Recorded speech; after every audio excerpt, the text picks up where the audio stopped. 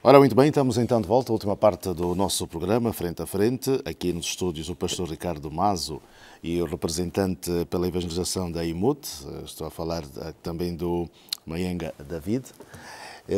O reverendo Adriano Quilende e o Dr. Helder Chiuto. Estamos aqui a falar então do impacto que tem a Covid nas igrejas, né? E sobretudo a visão que tem neste momento. Essa é a parte final e quando fomos para o intervalo falávamos um pouco dos valores e sobretudo uma questão ligada a toda a sociedade em si, aquilo que é representativo hoje, depois de 6 meses de confinamento, o retorno e sobretudo a alegria de muitos dos fiéis com quem podemos olhar e podemos falar. Mas nestes momentos em que o mundo atravessa e antes da pandemia assolar-se, havíamos muitas situações ligadas a fundamentalismos, a processos radicais das igrejas em si. Se olharmos um pouco para aquilo que é isso, também diminuiu um pouco, não é? Pastor Ricardo, o radicalismo, ou é normal e natural que isso que aconteça quando se fala de religião, quando se fala de igrejas? Bom, gostaria primeiro falar sobre o ponto que acabamos de terminar, quer dizer, de passar, sobre os valores morais. Eu digo que a igreja em si é um conjunto desses valores. Porque a palavra de Deus, a Bíblia, que é o livro absoluto para os cristãos. E hoje é o dia da Bíblia, falando disso. Sim. Né? Okay. Hoje é o dia da Bíblia. Ok. Que é o livro absoluto para os cristãos. O seu autor é o refletor dos vários valores, de todos os valores morais. O seu autor é o Deus ele próprio. É por isso os ensinamentos bíblicos são valores morais. Êxodo 20, temos, Deus deu ao Moisés 10 mandamentos. Se formos a ver, todos esses 10 mandamentos são os valores morais. E quando Jesus Cristo veio na terra, juntou todos esses 10 mandamentos em um só, o amor. Porque Deus, ele próprio, é amor. Quem tem amor, não mata. Quem tem amor, não rouba. Quem tem amor, não faz testemunho. Quem tem amor, o amor é tudo. E assim, com a pregação da palavra, a igreja tem um papel fundamental para o resgate dos valores morais. Isso é muito importante. E o reverendo já disse quantos convertidos, muito que eram dependentes químicos, outros, posso dizer, bandidos, mas depois de receber a palavra, e o poder que está na palavra, converte essas pessoas hoje, faz parte integrada da sociedade. E assim que eu creio realmente que a igreja tem um papel fundamental para o resgate dos valores morais. Sim. Portanto, isso requererá também um pensamento. Será que toda a nação que não é temente a Deus corre o risco de viver esses assuntos? Ou o homem é propenso exatamente a falhar dessa maneira? Ou seja, eu acho que quando os homens se afastam de Deus, aí começa a entrar tudo aquilo que não é bom para o próprio homem. Na verdade, nunca Deus se afastou do homem, mas é o homem que se afasta de Deus. E então Deus é tão misericordioso e tão bom que dá tempo ao homem para que o homem possa compreender que a vontade dele para com o homem é sempre o bom, porque ele diz, eu quero que tu vás bem em todas as coisas. E então, o amor de Deus para conosco é tão grande. Deus é bom e amoroso, mas também ele é corretivo. E então, é importante que nós, quando nós se aproximamos de Deus, nós possamos saber efetivamente o que Deus deseja de nós, qual é o desejo de Deus para a nossa vida. E eu aqui, pegando um pouquinho aí que o Dr. Helder estava a se referir, que muitas das vezes há uma sonegação das igrejas e tudo mais, eu gostaria talvez de dizer algo que eu tenho refletido muito. Muitas das vezes, o problema não é aquilo que as igrejas pregam, mas é, sobretudo, aquilo que as igrejas não pregam e que deveriam pregar. Não se deve pegar a palavra de Deus por uma parte, mas devemos pegá-la como um todo. Deus, efetivamente, tem o seu desejo. Nós não podemos ir a Deus simplesmente por aquilo que nós queremos, mas nós também devemos ver qual é o desejo de Deus para conosco. Falando sobre o radicalismo que ultimamente tem se vivido muitas das vezes, se virmos bem, a própria Bíblia nos apregou ao amor, à fraternidade. O facto de eu discordar contigo não te faz meu inimigo ou você inimigo meu. Nós somos irmãos em Cristo, podemos não ter a mesma visão naquele momento, mas nós devemos ser até mesmo pacientes e também dar direito ao outro de expressar aquilo que ele sente, aquilo que ele crê perante nós. E então, nós devemos ser, digamos, livres de aceitar ou negar. O que nós, ao pregarmos o Evangelho do nosso Senhor e Salvador Jesus Cristo, nós devemos realmente deixar Cristo fazer isso em nós. Porque eu digo uma coisa, Jesus Cristo é o poderoso conquistador. O que acontece quando um jovem conquista uma jovem? Há um momento em que eles conversam, em que a jovem dá espaço ao jovem dele falar. E então eu digo agora aos nossos caros ouvintes, nossos telespectadores, dê um tempo a Cristo para que Cristo fale em ti. E tu verás que Ele falará para ti de uma maneira tal, com um amor tal, que Ele realmente vai conquistar o teu coração. E então não é preciso que eu, digamos, seja radical e imponha a minha fé ao outro, mas na verdade eu devo aceitar que o outro não crê como eu, mas se eu creio que estou na verdade, é o momento em que eu deveria me ajoelhar, orar, para que o meu irmão veja o que eu estou a ver agora. Correto. E não sermos radical. Agora, por que que... Portanto, já tivemos o período do cisma, né, reverendo? Por que que com o andar do tempo, sendo a Bíblia única mesma, há tantas denominações, né? Portanto, isto é para que se espalhe mais o Evangelho ou são descontentes que não concordam com a tal visão? Tem duas respostas à sua questão. Pode ser na visão teológica, e nós vemos Atos 1:8 e Atos 8, que nos fala sobre essa importância de ir pregar o Evangelho a toda a criatura. E quando os discípulos não fizeram isso, Deus permitiu que viesse a perseguição e eles se espalhassem. E muitas das vezes, teologicamente falando, pode ser. Mas também, muitas das vezes, é a própria natureza humana.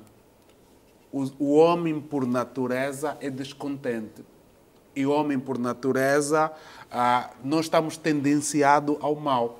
E muitas das vezes, a própria interpretação da Bíblia leva as pessoas a criarem suas próprias convicções. Isso nos afasta cada vez... Na aproximação, ouvi o metal, né? As pessoas verem que podem chegar mais rapidamente ao pote e criando uma igreja. Não, isso também é uma das razões, porque muitas das vezes, e é importante que se veja aqui, a importância de haver lideranças alternadas nas próprias denominações. Há um documento muito interessante que o Instituto de Assuntos Interreligiosos religiosos publicou alguns anos atrás, quando a doutora Fátima esteve em frente, que fala das cisões nas igrejas em Angola. E nesse estudo prova-se que uma das razões principais é a liderança contínua de muitos anos de líderes nas igrejas. Isso cria frustração e acaba levando cisão nas próprias igrejas. Então, também a ambição, a falta desmedida de querer atingir o poder por muito cedo. Então, isso são várias razões que levam à cisão. Mas a Bíblia por si só não deveria ser esse motivo. Mas vendo um pouquinho na dimensão espiritual e da própria Bíblia, nós vemos que quando Jesus Cristo fala do trigo e do joio, não é? Vemos exatamente que existem dois poderes.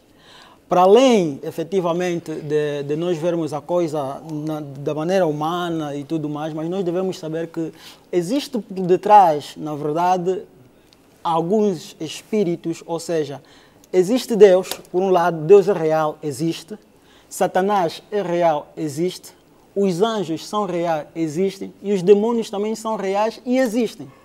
E então existe efetivamente uma, digamos, luta para conquistar aquilo que é o homem, para obter digamos, o domínio sobre o homem.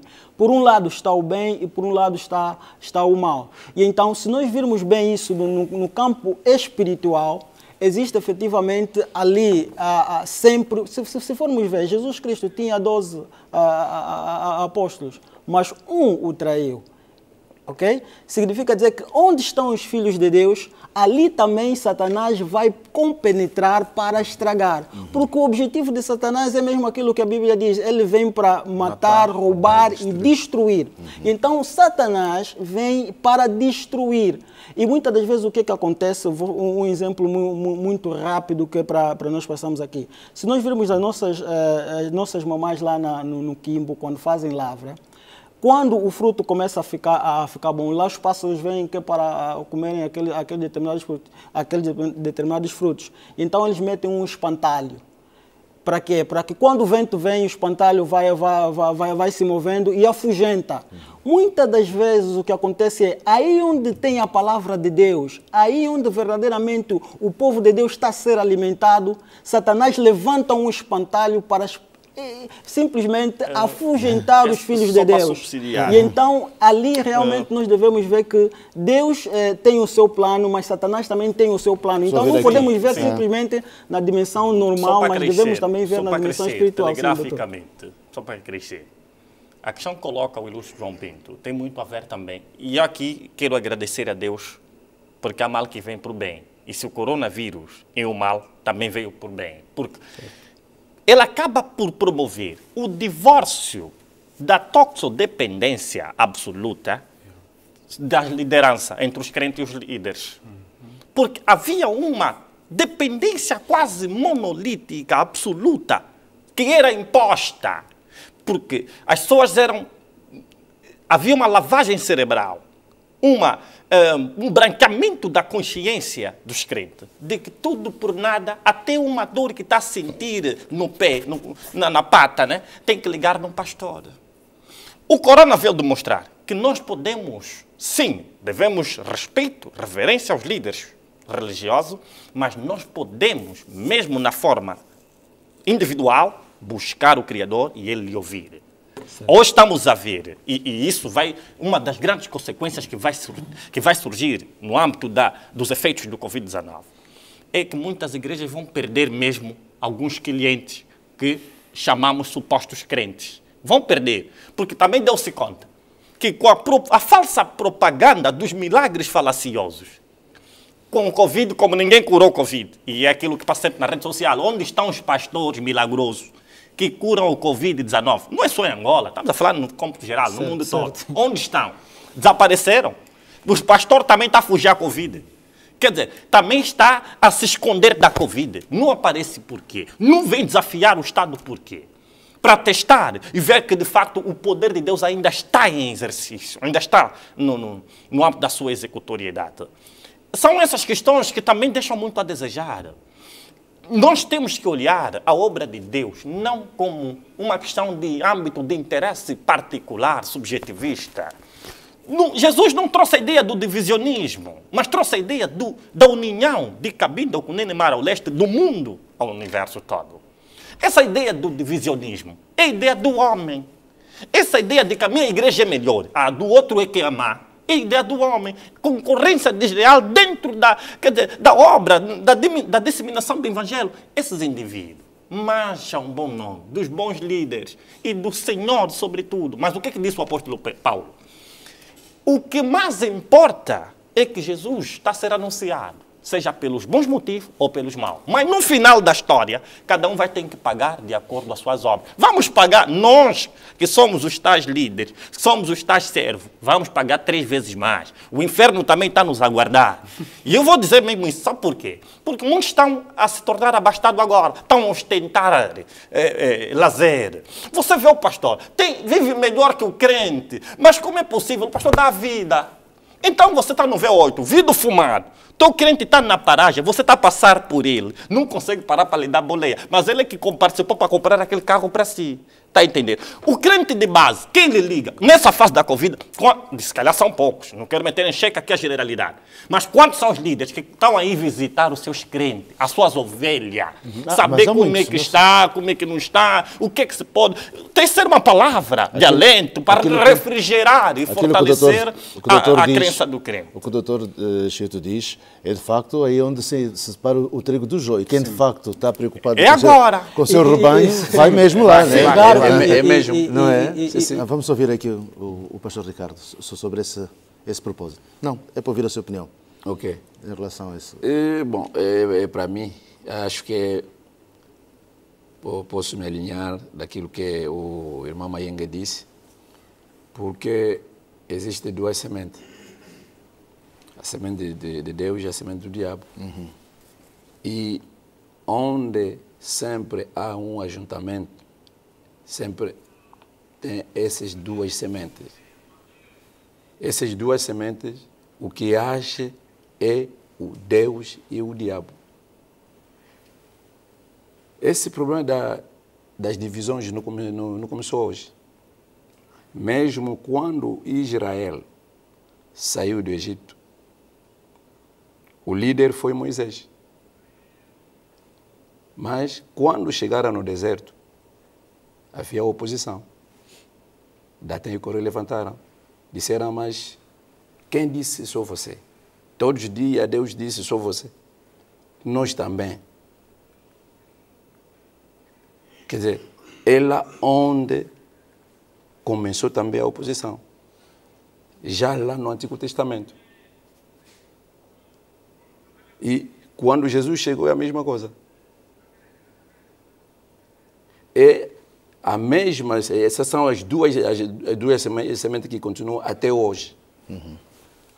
E é importante nós vermos que, na verdade, a liderança da igreja não se pode, digamos, muitas das vezes, taxativamente de dizer que não, porque está o líder muito tempo à frente, é que deve alterar e tudo mais, como se fosse um mandato e tudo mais. Nós devemos ver qual é o motivo e qual é o objetivo que motiva este líder. Como é que ele se dedica? Qual é a obra que ele tem? Porque a obra de Deus num determinado homem, só Deus o vai tirar, ok? Quando terminar efetivamente o seu trabalho. E existem efetivamente servos de Deus que estão no ministério e que são, e se você vir bem, a pregação de um jovem pregador e a pregação de um velho pregador é diferente por causa da própria experiência que ele tem. E então nós não devemos, digamos, falar que não... os líderes têm que alterar de uma forma como se fosse nos outros campos. Agora, o povo de Deus, ele sim tem autonomia, tem, digamos, a visão do que este líder está a fazer. Quais são os frutos que esse líder está a fazer? Se nós vermos os frutos, aí nós não podemos, digamos, levar as coisas Quando eu me referia a esse aspecto, era com relação ao próprio estatuto das próprias denominações. E muitas das vezes, eu aconselho a ler esse artigo do INAR, fala que muitas das vezes as lideranças vão contra os próprios estatutos, algo que foi estabelecido previamente e não está a se cumprir. E isso traz um desgaste na própria liderança. Trazendo um desgaste na própria liderança, os inconformados, sem sombra de dúvida, acabam retirando. Se nós decidirmos que a nossa denominação em assembleia, que vai ser uma denominação dirigida por um secretário-geral, que dê um tempo de que não pode chegar à última hora, que daqui em diante eu sou o líder vitalício. Não pode. Temos que tomar isso antes de chegar a essa decisão. Porque se nós tomarmos a decisão antes, depois, no meio do percurso, alterar uma Constituição, vamos ter problema. Sim. E muitas das vezes acabamos ter problema nesse sentido. E muitos dos conflitos, e nós analisamos que ao analisarmos um conflito de uma denominação, não analisamos só na vertente espiritual. Há também o próprio desgaste da pessoa, do líder. É preciso haver, eu argumento aqui, eu respeito esse equilíbrio todo para poder haver alternância e haver também mudanças. Nós vamos mesmo terminar. Isso, dependendo mesmo dos estatutos. Dos estatutos da própria Não, nós temos que terminar. Vamos terminar. Não, é mesmo isso. O reverendo tem razão. Isso, dependendo mesmo dos estatutos. É importante que esteja tudo dito. É importante que haja harmonia. Mas nós vamos então, nós vamos concluir as últimas palavras.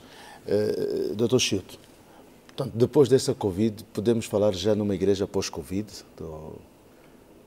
Terá alguma consequência futura pronto, em relação à maneira como se irão ministrar os cultos, etc?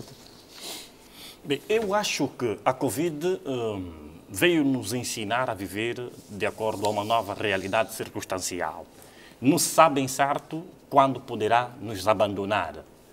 Agora, devemos, mutante, nos readaptar de acordo à própria circunstância. Penso que o Estado está a ganhar coragem a cada dia que passa. Está a ter uma nova filosofia política de tentar interagir com a Covid e, da melhor forma possível, abrir as alas que estavam fechadas. Podemos continuar. Não se sabe. Se a Covid-19 é um sinal de alerta. Não se sabe se virá a Covid-20, se será muito mais catastrófica. Oremos que assim não seja. Não seja. Porque ainda estamos na 19. Pode vir a 20, a 21, a 22. Não sabe. O que é que Deus quer falar para os homens? Deus quer transformar os homens. Os homens precisam perceber que se trata dos sinais do fim dos tempos. Vamos agir com naturalidade, mas com precaução, cumprindo as medidas todas de biossegurança, mas não podemos fugir. Estamos na chuva, vamos molhar, mas a verdade é que depois teremos que secar. Muito obrigado. Deus abençoe Angola. Por favor. Digamos que ainda estamos neste período de Covid. Existe realmente um grande desafio para as igrejas. É importante que agora que estão abertos os cultos, continuem-se a tomar as medidas de biossegurança. É importante se obedecer essas medidas que são recomendadas. É importante também que os nossos líderes religiosos possam efetivamente transmitir a palavra de fé, de esperança, porque neste preciso momento as pessoas muitas das vezes estão desesperadas por causa dos diferentes impactos que o Covid tem, e então é importante que continuem-se a pregar a palavra e então fazer com que as pessoas efetivamente saibam que Deus tudo pode fazer por nós. Nós devemos continuar a crer e sabemos que tudo tem um fim, tudo tem o seu tempo. E é o tempo do Covid e é o tempo pós-Covid e que Deus realmente tem estado a nos guardar. Reverendo Quilente. Nós estamos vivendo momentos difíceis, estamos vivendo essa situação do Covid. Só apenas há 2 semanas que nós reabrimos os cultos e estamos a viver uma nova experiência, novos cultos, não os cultos tão longos que nós estávamos habituados, agora é 1 hora, 45 minutos, é uma nova dinâmica. O que eu tenho estado a refletir, que lições podemos tirar com essa situação do Covid? A primeira lição, ouvirmos mais de Deus. O que é que Deus quer falar para a igreja para esse momento? Eu acredito que situações difíceis podem vir a acontecer, mas a Bíblia diz que tudo está escrito. Então nós temos que nos preparar como igreja. Outra coisa que nós precisamos que eu notei muitas igrejas não estão preparadas. E estamos a falar daquelas igrejas que simplesmente dependem das ofertas dos seus membros. Hoje, mais do que nunca, precisamos pensar em sustentabilidade da igreja. Muitas igrejas pararam no tempo e no espaço porque não se readaptaram à nova realidade. Não conseguiram usar os cultos online porque não tinham. E hoje precisamos, a dinâmica é essa. E daqui em diante não vamos parar. Eu tenho sido convidado para pregar no Brasil, nos Estados Unidos. Coisas que eu devia fazer viajando, hoje estou a fazer com as novas tecnologias. Então, estou a aproveitar no máximo esta situação. O outro desafio, há muita gente que vai ficar, ou durante esse tempo ficou com a sua fé baixa, que precisa dos pastores, precisa dos homens de Deus que vamos buscar as ovelhas desgarridas de Israel. Muito obrigado. Pastor, por favor. E quero dizer a todos os crentes de Angola que tenha esperança, porque não é o fim, e que Deus abençoe cada angolano e cada angolana no nome do Senhor Jesus Cristo. Muito obrigado. Temos aqui então representantes da IMUT. Muito obrigado e até um próximo programa. Obrigado. Reverendo, um abraço. Doutor Chiuto. Obrigado. Mais uma vez aqui gostamos imenso de partilhar estes momentos na Palanca TV.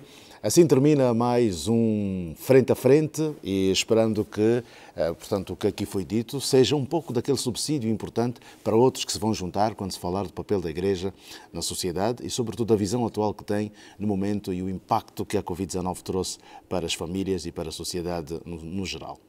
O programa tem reposição domingo às 20 horas. Um grande abraço e até o próximo tema.